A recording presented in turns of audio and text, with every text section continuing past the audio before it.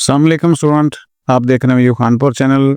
इस वक्त virtual university में दो चीज़ें हैं। एक तो रिज़ल्ट आया है जो पुराने स्टूडेंट्स हैं यानी पहले से पढ़ रहे हैं, और दूसरी चीज़ ये है कि जो वर्चुअल यूनिवर्सिटी में अभी एडमिशन्स चल रहे हैं, यकीनन जो दाखिला ले रहे हैं उनको ये फ़िक्र होगी या उनके ज़हन में ये सवाल होगा कि वर्चुअल यूनिवर्सिटी में आकर मैक्सिमम कितनी CGPA ले सकते हैं या कितना CGPA बेहतर होगा। तो इस सवाल का जवाब, और दूसरी जो अभी पास आउट हुए हैं, जिनका सेमेस्टर पहला अभी गुजरा है या आखिरी था या दूसरा तीसरा था, मतलब कुछ भी हो सकता है, तो उनके जहन में ये सवाल है कि आखिर कितना CGPA वो लें तो बेहतर है। इस सवाल का जवाब मैं आपको थोड़ा सा सिंपली सा बता देता हूँ। कोई मुश्किल तो वैसे नहीं है, आपके जहन में इसका जवाब तो आ गया होगा, लेकिन फिर भी थोड़ा सा एक्सप्लेन कर लेते हैं इस चीज़ को। तो सबसे पहले LMS ओपन करते हैं, और उससे पहले आपको मैं एक चीज़ दिखा देता हूँ, ग्रेडिंग स्कीम। आपको पता होना चाहिए कि कितने नंबर हों तो क्या CGPA बनता है। और ये मज़ीद इस तरह की अपडेट्स जानने के लिए आपको करना है कि आप हमारे चैनल को सब्सक्राइब कर लें, नोटिफिकेशन ऑन कर लें। VU से रिलेटेड तमाम अपडेट्स आप तक पहुंचती रहेंगी। और साथ साथ ये बता दूं कि एडमिशन की जो डेट है वो एक्सटेंड हो गई है। अब MS प्रोग्राम 10 सितंबर तक अप्लाई किए जा सकते हैं, और बाकी जितने भी हैं वो प्रोग्राम 15 सितंबर तक अप्लाई किए जा सकते हैं। चाहे VU के अपने स्टूडेंट हैं जो कंटिन्यू करना चाहते हैं, वो भी नया एडमिशन लेके अप्लाई करेंगे, ज़ीरो वाले, और ADP पास करने के बाद आगे BS के 5वें सेमेस्टर में, और BS पास करने वाले जो B.Ed में लेना चाह रहे हैं, और साथ में जो BS पास करने के बाद MS में अप्लाई करना चाह रहे हैं, तो वो सब अप्लाई कर सकते हैं। तो चलें, जो हमारा आज का टॉपिक है, और मैं आपको इस साथ साथ ये भी बता दूं कि आप इस वक्त जो ये थंबनेल देख रहे हैं, बैकग्राउंड वॉलपेपर, ये मैंने बनाया ChatGPT से। और आपको पता है कि ChatGPT में मैं बता इसलिए रहा हूँ कि बहुत सारी चीज़ें, बहुत काम आसान हो गए हैं टेक्नोलॉजी के इस्तेमाल से। तो आप भी इन चीज़ों का इस्तेमाल करें और अपने लिए आसानियाँ पैदा करें। मतलब बगैर टूल के जैसे मुश्किल होती है चीज़।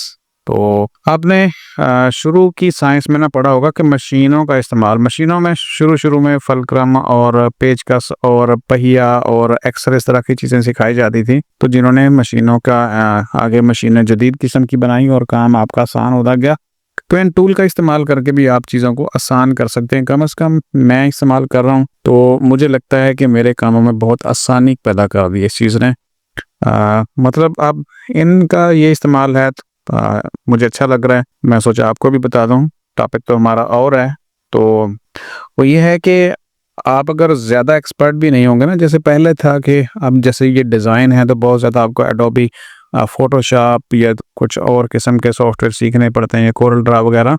तो अब देखें, आप सिंपल कमांड के साथ ये काम भी कर सकते हैं। अगर उस सॉफ्टवेयर में काम करना पड़ता तो आपको एक्सपर्ट होना पड़ता है, और ये सारा कुछ बड़ी मुश्किल से बनता था। मैंने शुरू में ट्राई किया था, लेकिन अब एक सिंगल कमांड और आपकी मर्ज़ी की चीज़ आपके सामने। तो चलें, टॉपिक के ऊपर वापस आते हैं। सब्सक्राइब कर लीजिएगा चैनल, बहुत कुछ आपको यहाँ पे देखने को मिलता रहेगा। तो ये है ग्रेड बुक।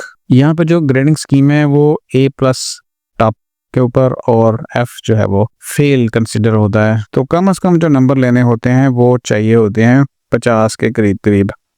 बिलो 50 नहीं, 50 बिलो अगर 50 से होंगे, नीचे चले जाएंगे तो फेल हो जाएगा। इसलिए आपके ग्रेड बुक में अगर कोई भी सब्जेक्ट F के साथ आ रहा है तो वो फेल है, वो रिपीट होगा। और वो कैसे रिपीट होगा, मैं ये कल ही आपके साथ जो है ना वो शेयर कर चुका हूँ, ताकि आपको पता होगा कि सब्जेक्ट फेल हो जाए तो फिर क्या होता है। और आप वापस आते हैं इसके ऊपर, आप देखें जितने आपके नंबर आते जाएंगे परसेंटेज, तो उतना आपका CGPA बनता जाएगा। और यानी अगर आप परसेंटेज, क्योंकि परसेंटेज में कैलकुलेशन की जाती है, तो आपके अगर नंबर इस परसेंटेज में आएंगे तो उसका CGPA ये बनेगा, और ये उसका जो है वो ग्रेड बनेगा। इसके साथ एक और चीज़ भी है, प्रोजेक्टेड CGPA कैलकुलेटर। तो बहुत सारे लोग यहाँ पे देखते हैं कि उनको ये समझ नहीं आती कि आखिर ये है क्या। इसमें ये बताया जाता है कि आपके पास जितने सब्जेक्ट हैं, अब उनको देखेंगे कि फ़र्ज़ करें यहाँ पे ACC 501 एक सब्जेक्ट है, 3 क्रेडिट हावर्स का है, और आप उसके में जितने नंबर लेंगे तो फिर उस हिसाब से आपका जो CGPA है वो बढ़ता जाएगा। तो हम इसको ज़्यादा कम करके देख सकते हैं, ठीक है। तो उस हिसाब से जो ग्रेड हैं वो भी, यानी ये वो है कि आपने अगर खुद अंदाज़ा लगाना हो कि मेरे इतने पेपर हैं और मैं अगर उनमें से इतने नंबर लूँ, तो फिर उनका जो प्रोजेक्टेड CGPA है वो इतना बन सकता है, ये इस काम के लिए है। अब वापस उस बात के ऊपर पे आकर कितना अच्छा है, तो यहाँ पे जो डिग्री की रिक्वायरमेंट्स है ना वो आपको CGPA हर डिग्री में कम से कम 2 चाहिए होता है, 2 के बाद फिर कम से कम 2 है, यानी 2 से अगर नीचे है तो फिर आपको डिग्री अवार्ड नहीं की जाती, आपको इम्प्रूव करना पड़ता है। और जब तक इम्प्रूव नहीं होगा तो आपको आपका जो सर्टिफिकेट है वो यानी मार्कशीट है, डिग्री जारी नहीं की जाएगी। तो कम से कम इतना है। अब इसके ऊपर जितना भी है, यानी ये 50% आपका CGPA, टोटल 4 है तो यहाँ पे 2 आप ले लेंगे तो डिग्री मिल जाएगी। लेकिन उसके बाद जो जितना भी आप ऊपर लेंगे वो अब आपके लिए बेस्ट होता जाएगा। यहाँ पे हम स्टूडेंट को देख लेते हैं इसका जो रिजल्ट है। तो ओवरऑल जो है वो बिजनेस एडमिनिस्ट्रेशन की डिग्री है और रिक्वायर्ड क्रेडिट आवर्स जो है इस डिग्री के लिए 134 थे, और उसमें से जो अब तक कर लिए हुए हैं वो हैं 74। और ये इसमें जो एग्जेम्प्टेड और अर्न दोनों शामिल हैं, यानी जो VU में आके पास किए और जो पिछली डिग्री की बेस के ऊपर एग्जेम्प्ट हुए वो दोनों यहाँ पे शामिल हैं। और अब जो रिमेनिंग क्रेडिट आवर्स हैं वो बाकी बच रहे हैं 60, ठीक है, 60 क्रेडिट आवर्स हैं। और अगर 18 के हिसाब से भी करें ये 3 सेमेस्टर में कवर किए जा सकते हैं, यानी 21 क्रेडिट आवर लें तो फिर आराम से ये 3 सेमेस्टर में डिग्री कंप्लीट हो जाएगी। अब ये तो हर कोई इसी तरह कैलकुलेट कर सकता है कि उसने 18 क्रेडिट आवर्स लेने हैं या 15 लेने हैं, तो उस हिसाब से जो रिमेनिंग क्रेडिट आवर्स हैं उसको आप जो आपने चूज़ करने क्रेडिट उससे अगर आप डिवाइड करेंगे तो जो जवाब आएगा वो आपका सेमेस्टर होगा।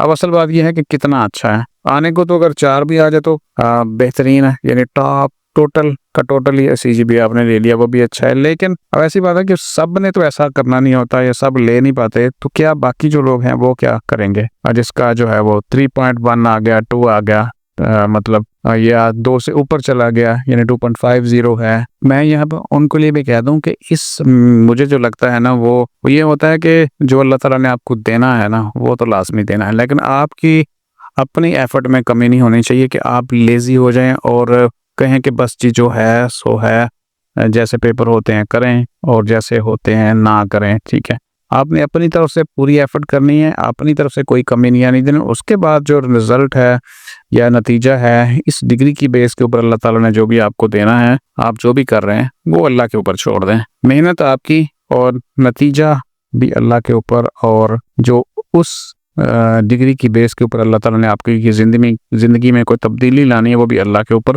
तो इसलिए इस चीज़ के ऊपर कि भाई कितना CGPA बेस्ट है, ये कोई मतलब कोई है नहीं ऐसा स्टैंडर्ड कि भाई आप सारे का सारा ले लें तो बस आप ठीक हो जाएंगे। तो आपने देखा होगा यहाँ पर बात किस्मत की है और मेहनत की है, मेहनत से किस्मत भी बदल जाती है। तो ये काफ़ी चीज़ें ऐसी हैं कॉम्प्लिकेटेड सी के किस्मत और मेहनत ये जो समझना थोड़ा सा ना मुश्किल सी बात है। तो इसलिए आप अल्लाह के ऊपर पूरा भरोसा रखें और अपनी तरफ से जो आपकी जिम्मेदारी है वो है मेहनत करना, और मेहनत इस तरह करना कि आप खुद अपनी मेहनत से सेटिस्फाई हैं। हर वो स्टूडेंट जिसने अभी पेपर दिए हैं वो खुद अपना एनालाइज करके देख सकता है कि भाई उसने जो पेपर दिए थे और जो तैयारी की थी तो क्या वो वाकई इतनी तैयारी ठीक थी। अगर आपका दिल मुतमिन है उस तैयारी के साथ तो फिर आप बाकी जो है वो अल्लाह के ऊपर छोड़ें।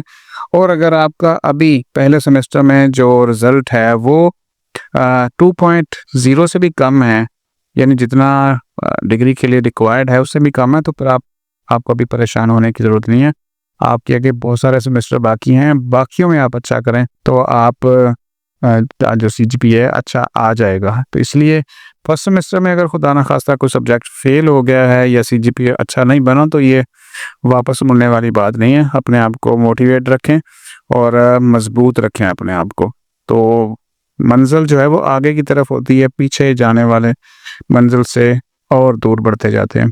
तो मेरा आज का यही कहने का मकसद था कि अगर किसी का बहुत अच्छा आ गया तो उसे बहुत ज़्यादा मुबारक, और अगर किसी का कोई कम आ गया है तो कोई यहाँ पे बेंच मार्किंग नहीं है कि भाई इतना लोगे तो ही आपकी ज़िंदगी में कोई तब्दीली आनी है। आप मेहनत करें, बस जितना आता है ठीक है, और जो मिल रहा है अगर पूरी मेहनत के साथ, लेकिन शर्त ये है कि आप अपनी मेहनत से मुतमिन हो, आपका दिल मुतमिन हो, आपको खुद ना लगे, आप खुद से ये सवाल ना करें अपने आप से कि यार मैं पढ़ लेता तो अच्छा हो जाता। आपने पूरी एफर्ट करनी है, बाकी जो मिल रहा है जो आ जाएगा उसके ऊपर भरोसा रखें और अल्लाह ताला से दुआ करें कि वो आपके लिए फ़ायदेमंद बनाए। तो बहुत सारी दुआओं के साथ अगले सेमेस्टर की तैयारी करें और बहुत जल्द कोर्स सिलेक्शन भी ओपन हो जाएगी और इंशाल्लाह कोर्स सिलेक्शन के बारे में भी आपको गाइड कर देंगे। अपना ख्याल रखिएगा। अल्लाह हाफ़िज़।